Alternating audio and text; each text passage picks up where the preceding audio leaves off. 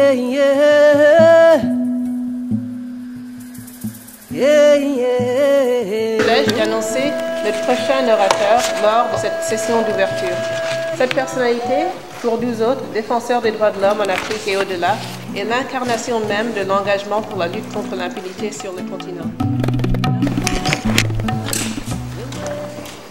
Monsieur le directeur exécutif de Trust Africa,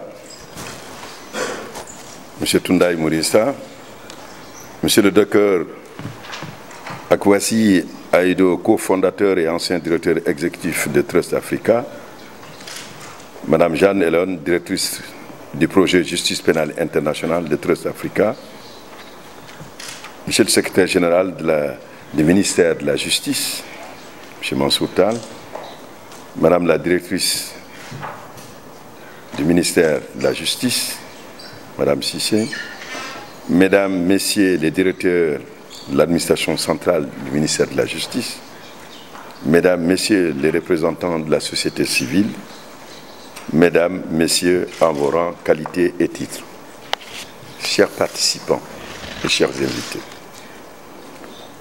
vous comprendrez aisément que c'est avec énormément de plaisir que je prends la parole devant une assemblée d'experts, mais de militants des droits de l'homme engagés pour le combat de droits.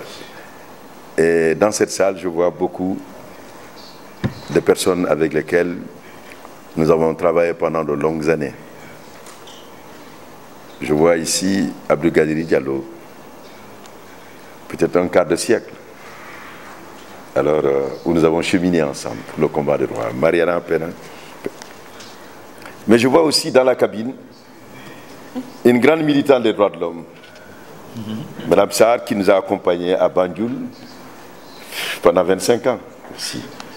Alors toujours là, rendant par la parole cette possibilité de nous entendre dans toutes les langues, dans l'instantanéité de la tradition. Et je vous dis que c'est un plaisir de vous rencontrer ce matin ici. Et laissez-moi vous dire que, éminents acteurs de la société civile africaine, venus d'horizons divers, ensemble, nous allons mener une réflexion à haute voix sur les meilleures pratiques en matière de plaidoyer et de soutien à l'action de la justice pénale internationale. Cette action engagée en faveur de la justice pénale internationale est en cohérence avec la vision de son Excellence, Monsieur le Président de la République Macky Sall, fondée sur la lutte contre l'impunité, la promotion de l'état de droit et l'enracinement de la démocratie. Permettez-moi de remercier la Fondation Trust Africa pour m'avoir invité à prononcer le discours d'ouverture de cette importante cérémonie. À ma qualité de garde des Sceaux, ministre de la Justice du Sénégal et de président de l'Assemblée des États partis au statut de Rome de la Cour pénale internationale, je ne peux que me féliciter de cette collaboration avec Trust Africa, organisation qui œuvre inlassablement afin de soutenir la société civile africaine dans sa lutte contre l'impunité à travers le continent. Soyez-en remerciés. C'est donc avec joie que je prends part à la rencontre d'aujourd'hui, tout en attendant avec intérêt les conclusions qui seront tirées des discussions des 2 journées de réflexion que vous allez tenir. Comme vous le savez, mon ambition à la tête de l'Assemblée des États partis au statut de la Cour pénale internationale, au statut de Rome de la Cour pénale internationale, se décline en 4 volets principaux. Le premier volet, il s'agit d'insuffler une nouvelle dynamique dans les relations entre la CPI et toutes les régions du monde, et plus particulièrement avec l'Afrique. Le deuxième volet, c'est de développer la coopération entre les États et la CPI. Parce que la CPI n'a pas d'armée, elle n'a pas de police, elle est un géant au pied d'argile sans la coopération des États. Le troisième volet, c'est de renforcer la complémentarité. Parce que la complémentarité, nous n'oublions pas, la souveraineté des États est toujours une souveraineté qui existe et c'est la Cour qui est l'ultime recours. Et le quatrième volet, c'est de travailler à l'universalité du statut de Rome. Et cela est assez important parce que nous ne devrons pas nous arrêter seulement à une justice internationale. Il faut travailler pour avoir une justice universelle. Concernant le dernier volet, à savoir le premier volet, à savoir réconcilier l'Afrique avec la CPI, je tiens à noter que cet objectif ne sera atteint qu'en associant aux actions de la Cour les organisations non gouvernementales des droits de l'homme, ainsi que toute la société civile qui œuvre à faire avancer la cause de la justice internationale. La collaboration du ministère de la Justice avec Trust Africa et avec l'Assemblée des États partis s'inscrit dans ce cadre et met l'accent sur les contributions que peuvent apporter les organisations de la société civile africaine dans ce domaine. Il faut, de prime abord, se féliciter du dynamisme et de l'efficacité des actions de plaidoyer menées par la société civile africaine. En effet, malgré les nombreux écueils et défis auxquels elle est confrontée, elle a réussi, au cours des 2 dernières décennies, à porter des coups décisifs contre l'impunité. Elle a ainsi été pour beaucoup dans la création de la première Cour permanente à portée universelle, la Cour pénale internationale, qui est un instrument majeur du XXIe siècle, qui était un rêve, qui était attendu et qui est devenu une réalité le 17 juillet 1998. À Dakar, ici, en février 1998, la société civile africaine était réunie pour accompagner la conférence dans le cadre d'un side event, la conférence des chefs d'État préparatoire à la conférence diplomatique de Rome. Il faut savoir donc lui rendre justice. Elle s'est engagée dans tous les processus qui ont abouti à la création de tribunaux ad hoc sur le continent. L'exemple le plus patent, c'est la création du tribunal pénal international sur le Rwanda. Et vous savez, évoquer ces souvenirs seulement nous donne le frisson. Entre le 6 avril 1994 et le 31 juillet 1994, 800 000 à 1 million de personnes ont été froidement assassinées à la suite, nous pourrions dire, d'une furie meurtrière qui a saisi l'ensemble du peuple, où on s'est adonné au meurtre des Tutsis en grande majorité, mais des Hutus modérés pour ce qu'ils sont. Et cela, c'est une tragédie qui ne pouvait pas rester impunie. La mobilisation de la société civile africaine avec les organisations internationales ont permis, et des États progressistes, de mettre sur pied ce tribunal pénal international sur le Rwanda, qui vient à côté du tribunal pénal international sur la Yougoslavie, créé en 1993 comme réponse à la tragédie qui avait mis à feu et à sang les Balkans, à la suite d'une idéologie funeste qui avait été soutenue par Milosevic, où nous avons eu Srebrenica, et avec tout ce que cela nous évoque comme tragédie, souffrance et donc et déstabilisation de cette partie de l'Europe. Je voudrais aussi parler du soutien de la société africaine, civile africaine, dans les pays en situation post-conflit. son travail autour des mécanismes de justice transitionnelle s'est révélé indispensable à la construction et à la consolidation de la paix. Je donne l'exemple du Maroc, avec les pays, avec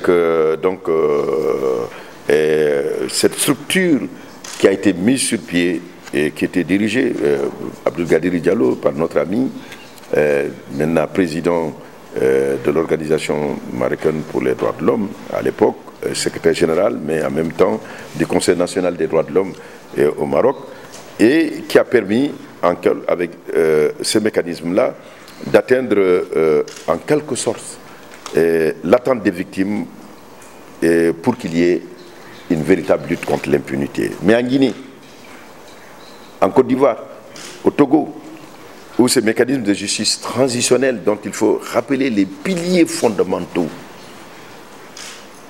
sont l'exigence d'un droit à la vérité. Pourquoi le crime? Savoir pourquoi le crime, le mécanisme de la production de la violence, la nécessité de savoir pourquoi l'horreur a été mise en marche. Cela est important. C'est le premier pilier de cette justice transitionnelle. Mais le deuxième pilier, c'est l'exigence de justice.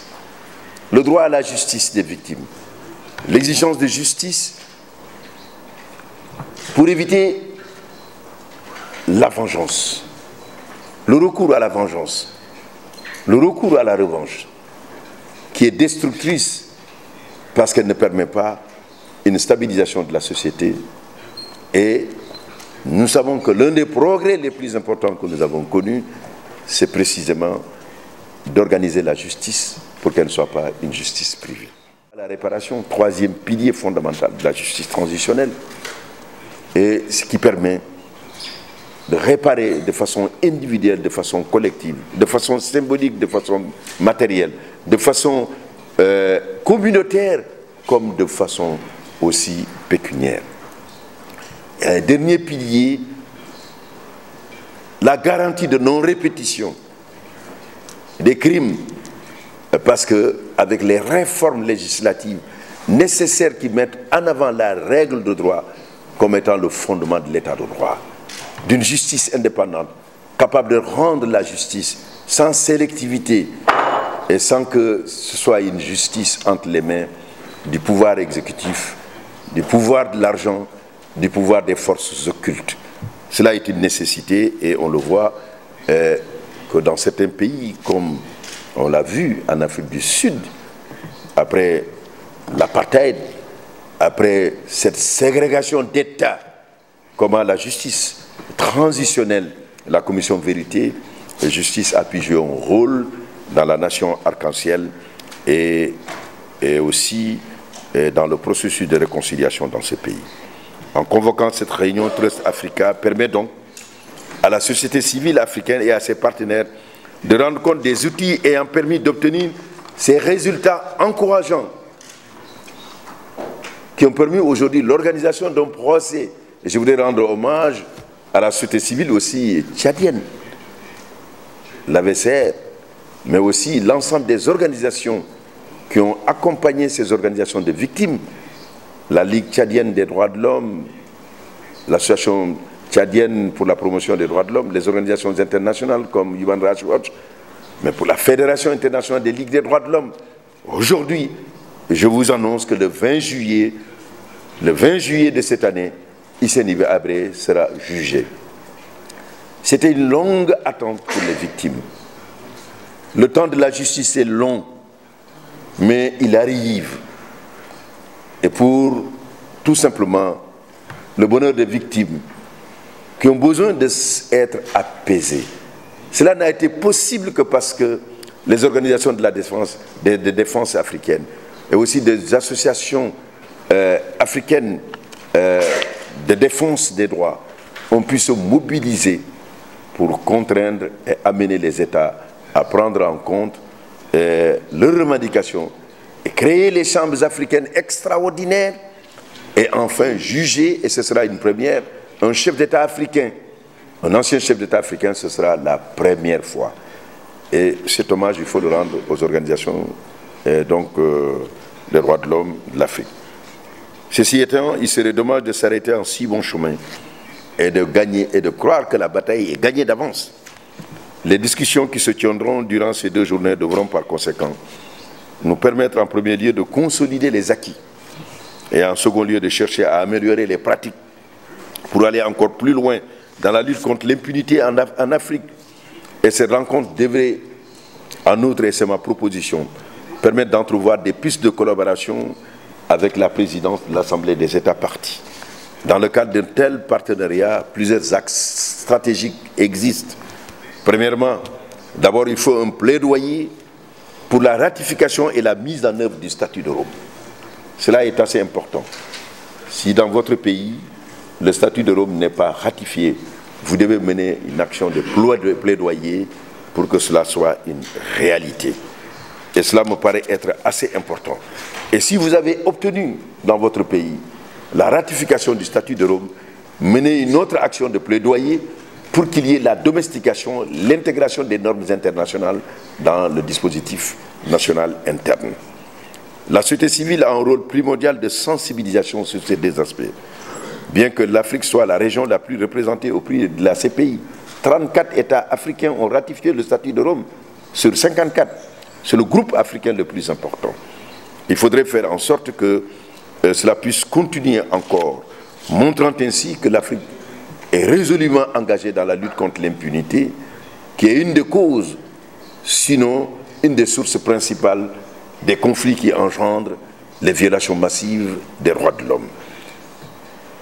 Deuxièmement, il faut aussi un soutien des juridictions et mécanismes nationaux et régionaux de règlement des conflits, faisant écho au principe de complémentarité. Ne n'oublions pas le principe de complémentarité. C'est à la justice nationale d'apporter les réponses avant la justice internationale. L'article 17 du statut de Rome revient sur ça lorsqu'on est dans une situation d'incapacité ou une absence de volonté de juger. Alors il faudrait nécessairement en ce moment recourir à la Cour pénale internationale. Si ce n'est le cas, les justices nationales doivent apporter les réponses contre les violations des droits et les crimes de masse qui sont perpétrés par quelques personnes.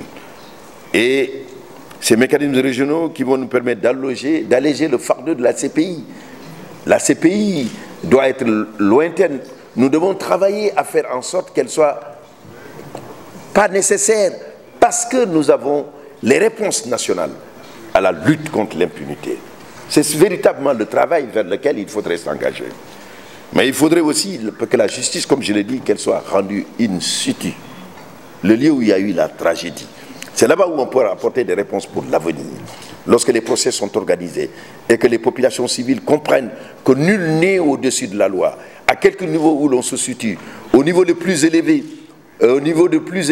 chef d'État, chef suprême des armées, mais aussi tout simplement à la tête d'une administration, quelles que soient ces réponses, et que vous apporterez, que vous devez rendre compte devant la justice. Cela est un message très important.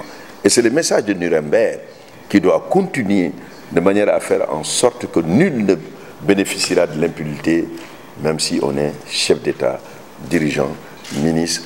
Plus le pouvoir est grand, plus la responsabilité est grande. Donc par conséquent, la justice devant examiner avec autant d'exemplarité et le procès de ceux qui s'adonnent à une violation massive des droits de l'homme. Mais il faudrait aussi œuvrer à la diffusion d'informations justes et équilibrées concernant l'action de la justice. Cela va avec ça. Il faudrait que l'on comprenne les messages de la justice. C'est un défi important au regard de l'action de certaines profondeurs de la justice internationale et de la CPI en particulier. La société civile pourrait donc servir de relais à la CPI et à sa présidence afin de mettre à disposition du grand public des informations vérifiées et correspondant à la réalité. Je ne saurais terminer sans faire appel à une plus grande implication de notre société civile dans le travail de la CPI, notamment en ce qui concerne la couverture médiatique des affaires contentieuses soumises à l'examen. La société civile a un rôle capital et de veille et de suivi des différentes étapes du processus de jugement afin de tenir le grand public informé. C'est important. La diffusion en temps réel d'informations fiables sur les procès en cours et surtout sur le traitement pédagogique de ces informations en direction des opinions publiques africaines feront beaucoup pour l'amélioration de la perception de la CPI dans nos États. Mesdames et messieurs, les possibilités de contribution de la société civile, et particulièrement africaine, sont nombreuses. Cette rencontre explorera, j'en suis sûr, et je l'espère, les plus pertinents et ceux ayant le potentiel de contribuer significativement au travail de la CPI est susceptible de renforcer la lutte contre l'impunité sur le continent. Je vous remercie de votre attention et déclare ouverte la rencontre sur les meilleures pratiques en termes de plaidoyer et de mobilisation pour la justice pénale internationale.